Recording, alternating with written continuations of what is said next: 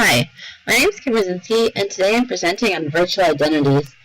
A virtual identity is when someone goes on the internet and creates a new identity. According to the U.S. Census Bureau, individuals aged 18 to 34 reported accessing the internet 82% of the time. 93.1% of households with a bachelor's degree or higher live with at least one computer. With so many users, there are some who use the internet to create alter egos, which explore new social classes, races, gender, ages, and many more things. This can be a little hard to keep track of, so in this presentation, I'll break it down into simpler terms. There are two different types of classes of virtual identities, parasites and hosts. Parasites use the internet to feed off others, and hosts use the internet for their own personal reasons. Parasites are not the type of internet user you want to interact with. There are two different types of parasites, the hacker and cyberbullies. Hosts are computer users in which are typically safe to interact with. Some hosts are the business branders, the gamer, and online daters.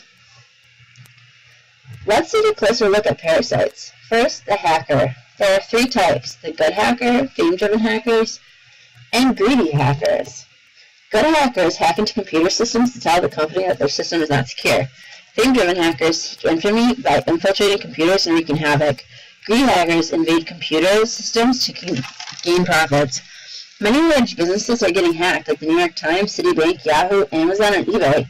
Citibank was hacked for $10 million. Parasite number 2, the cyberbully. 32% of all teens who use the internet regularly have reported being victims of cyberbullying. Let's take a closer look at what's happening. Teens are using social media to say hurtful words that have a larger impact than they can ever imagine. These words hurt. 90% of middle schoolers report having their feelings hurt online. Now let's move into hosts. Host number 1 is the business brander. Businesses are going virtual because it's cost efficient, it's rapidly growing, and it increases revenues. More than 1/3 of marketers say Twitter is crucial or important to their businesses. Social media is a growing aspect to use in businesses. Host number 2 is online dating. In 2008, online dating was expected to make $600 million, and it's growing. However, users need to be aware of parasite daters. 20% admit to lying online. Users believe 90% of profiles are falsified, and people lie about many different factors over the internet. Host number 3 is the gamer. Consumers spent $20.77 billion on the gaming industry in 2012. The facts.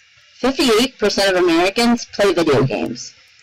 77% of gamers play at least 1 hour per week.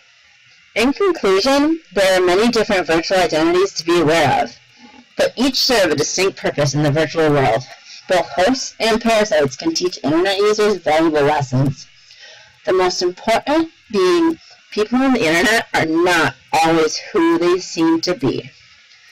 Thank you and have a great day.